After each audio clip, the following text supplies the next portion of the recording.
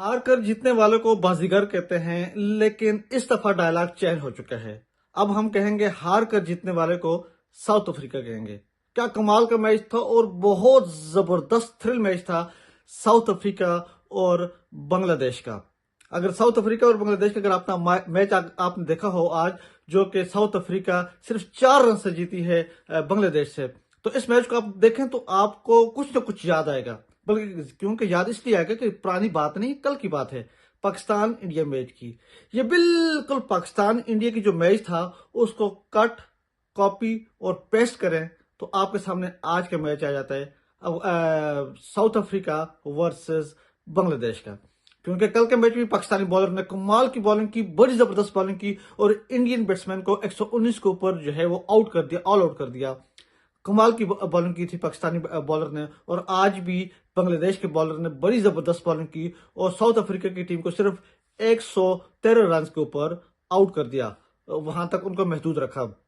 लेकिन जब बांग्लादेश के बॉलर्स बैट्समैन बैटिंग करने के लिए आए तो शुरू में काफी मुश्किल थी, लेकिन फिर बाद में जो है वो जिस तरह महमूदुल्लाह ने जबरदस्त बैटिंग की, और महमूदुल्लाह की उस बैटिंग की वजह से, और तौहीद ने और महमूदुल्लाह की जो पार्टनरशिप लगी, उस वजह से मैच जो है वो बांग्लादेश के लिए बन चुका था और लग रहा था कि बांग्लादेश ये मैच जीतेगा। लेकिन फिर उसके बाद जो ही आउट हुए तो फिर लाइन लग गई और बांग्लादेश बहुत क्लोज जाकर ये मैच हारा। स्पेशली अगर बात की जाए जो आखिरी ओवर था, 20वां, आखिरी 6 बालों के ऊपर चाहिए थे 11 रन।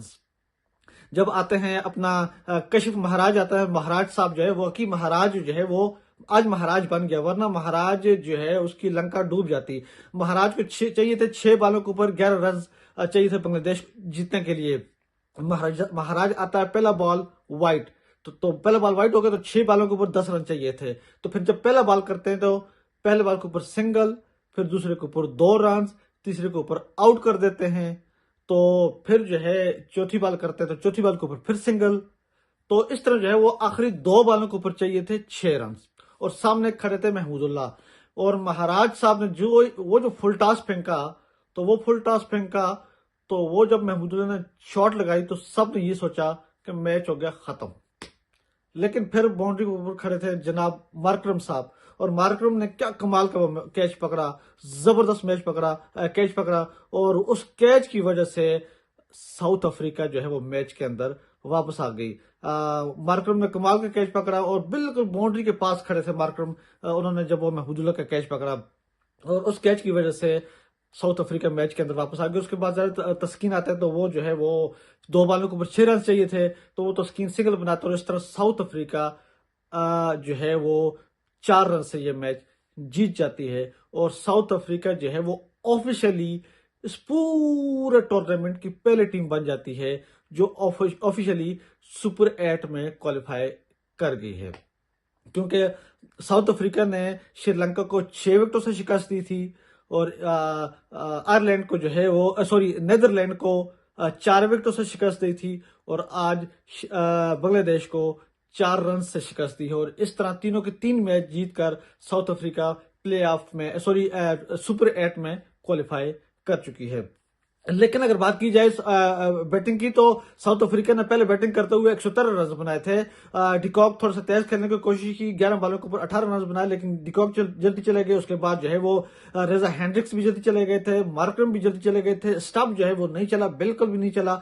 ये तो शुक्र करें नीचे क्लासन का और डेविड मिलर का। पिछले मैच में भी डेविड मिलर ने बचाया था, और आज फिर क्लासन और डेविड मिलर की एक जबरदस्त पार्टनरशिप हुई, तकरीबन 17-78 रन की। तो उस पार्टनरशिप की वजह से स्कोर जो है वो जहां तक पहुंचा साउथ अफ्रीका का, क्योंकि 23 रन के ऊपर 4 आउट थे साउथ अफ्रीका का। 23 रन के ऊपर ओवर 23 रन और 4 आउट थे साउथ अफ्रीका का। उसके बाद जो है वो फिर मार्करम की और क्लासन की और डेविड मिलर की जबरदस्त पार्टनरशिप लगती है, और 5वीं विकेट उनकी गिरती है 102 रन पर।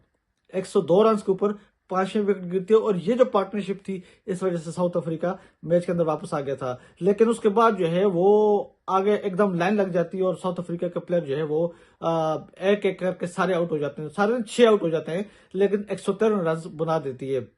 बात की जाए बांग्लादेश की बॉलर की, तो बांग्लादेश की तरफ से वो तस्कीन ने और उसके बाद जो है वो तंजीद ने और तस्कीन ने अच्छी बॉलिंग की है। तंजीद ने जो है वो 4 ओवर्स किए, 4 ओवर्स का 18 रन देकर 3 विकेट ली और तस्कीन ने 4 ओवर्स में 19 रन देकर 2 विकेट लिए। लेकिन जब बांग्लादेश बैटिंग के लिए आई थी तो बांग्लादेश भी शुरू में उनके जो ओपनर थे वो भी काफी मुश्किलात में थे। शांतु था या फिर तो तंजीद था, ये सारे जल्दी चले गए थे और बांग्लादेश जो है वो 50 रन के ऊपर बांग्लादेश के 4 खिलाड़ी आउट थे। 10 ओवर्स 50 रन और 4 खिलाड़ी बांग्लादेश के आउट हो चुके थे। लेकिन उसके बाद महमूदुल्लाह ने और तौहीद के साथ जबरदस्त पार्टनरशिप की और ये फिर स्लोली आगे लेके चले जाते हैं। बांग्लादेश को आखिरी 26 बालों पर 23 रन चाहिए थे, लेकिन बांग्लादेश वो नहीं कर सकी और फिर उसके बाद आराम थोड़े करते आउट होती गई और फिर आखिरी के 6 बालों के ऊपर 11 रन चाहिए थे। वहां पर जाकर मैच फंस जाता है। हालांकि लग रहा था कि बांग्लादेश जीत जाएगी, लेकिन महमूदुल्लाह जो कि बांग्लादेश टीम के बड़े जबरदस्त बैट्समैन हैं, जबरदस्त हिटर हैं, उन्होंने खड़े थे तो बांग्लादेश की उम्मीद बरकरार थी। लेकिन जो ही उनका वो जो फुल टॉस था महाराज का, वो सही खेल नहीं सके और बाउंड्री के ऊपर बिल्कुल कैच आउट हुए और उसी कैच के साथ बांग्लादेश की उम्मीदें टूट गई और बांग्लादेश मैच हार गया। लेकिन बॉलिंग की बात की जाए तो साउथ अफ्रीका की बॉलिंग बड़ी जबरदस्त थी, कमाल की थी। रबादा क्या कमाल की बॉलिंग की, क्या कमाल का बॉलर है रबादा ने 4 ओवर्स किए, 19 रन देकर 2 विकेट लिए और उसके अलावा जो है वो कशिफ महाराज ने जबरदस्त बॉलिंग की, 4 ओवर 27 रन देकर 3 विकेट लिए। तो इनकी जबरदस्त बॉलिंग की वजह से साउथ अफ्रीका ये मैच जीत चुकी है और इस तरह साउथ अफ्रीका पहली टीम बन चुकी है जो सुपर 8 में क्वालिफाई कर चुकी है। क्योंकि साउथ अफ्रीका अपने ग्रुप में तीनों के 3 मैच जीती है। दूसरे नंबर पर है बांग्लादेश जिनके 2 पॉइंट्स हैं। साउथ अफ्रीका के 6 पॉइंट्स है, वो क्वालिफाई कर चुकी है। दूसरे नंबर पर बांग्लादेश जिनके 2 पॉइंट्स हैं, 2 मैच के लिए, 1 जीता 1 हारा और नेदरलैंड 1 जीता 1 हारा। फिर चौथे नंबर पर अपना श्रीलंका और फिर जो है वो नेपाल आ जाती है। तो इस तरह मुझे लगता है कि बांग्लादेश के आगे क्वालिफाई करने के चांसेस हैं, क्योंकि श्रीलंका 1 मैच भी नहीं जीती तो बांग्लादेश 1 आध मैच और जीत जाएगी तो बांग्लादेश आगे पहुंच सकती है। बांग्लादेश के चांसेस हैं आगे, लेकिन आगे होते देखता है क्या। लेकिन इस वर्ल्ड कप के अंदर देखें तो जो बड़ी बड़ी टीमें थी वो सारी मुझे लग रहा है कि बाहर होंगी। आगे आपको सुपर 8 के अंदर आपको नई टीमें नजर आएंगी। पाकिस्तान तकरीबन चांसेस ये कि पाकिस्तान बाहर हो जाएगा। इंग्लैंड भी हारा हुआ है, वो भी बाहर होगा।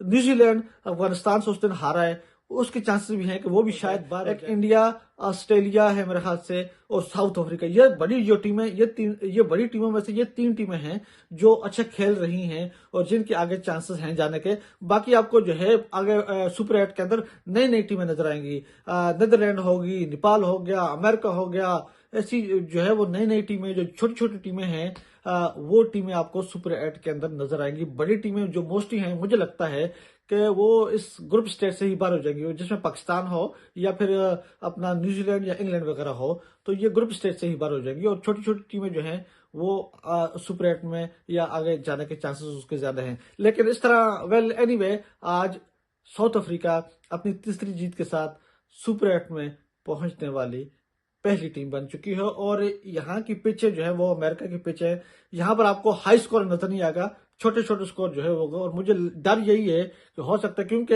T20 जो है वो मार दाड़ का नाम है, छक्के चौकों का नाम है, लेकिन इस T20 के अंदर वो छक्के चौके नजर नहीं आ रहे मुझे लग, और इसी वजह से थोड़ा सा मजा भी नहीं आ रहा ये वर्ल्ड कप देखने का भी, क्योंकि पिचेस बहुत ज्यादा अजीब किस्म की पिचेस है, छक्के चौके लग नहीं रहे, लो स्कोरिंग मैच हो रहे हैं, तो इसलिए वो मजा नहीं है T20 के अंदर। लेकिन मुझे ये डर है कि फाइनल ऐसा अगर लो स्कोरिंग हुआ तो फिर देखने का मजा नहीं आएगा। तो फाइनल जो है वो स्पेशली जो सेमीफाइनल और फाइनल है वो जो थोड़े से हाई स्कोरिंग वाले हों, 180 90 तक जाने चाहिए। यहाँ 120 रन, 110 113 रन आज डिफेंड हो गए, तो अब क्या होगा आगे आप खुद सोच लें कि ये किस किस्म की पिचेस हैं। लेकिन एनीवे कंग्रेचुलेशन, साउथ अफ्रीका पहुंच गई है, पहली टीम बन चुकी है। फिर मैं आपको बताऊंगा कुछ और मजीद मैचेस का हाल चाल। लेकिन आपको क्या लगता है कि कौन सी 4 टीमें होंगी जो सेमीफाइनल खेलेंगी? आप लोग कमेंट्स करके मुझे जरूर बताएं।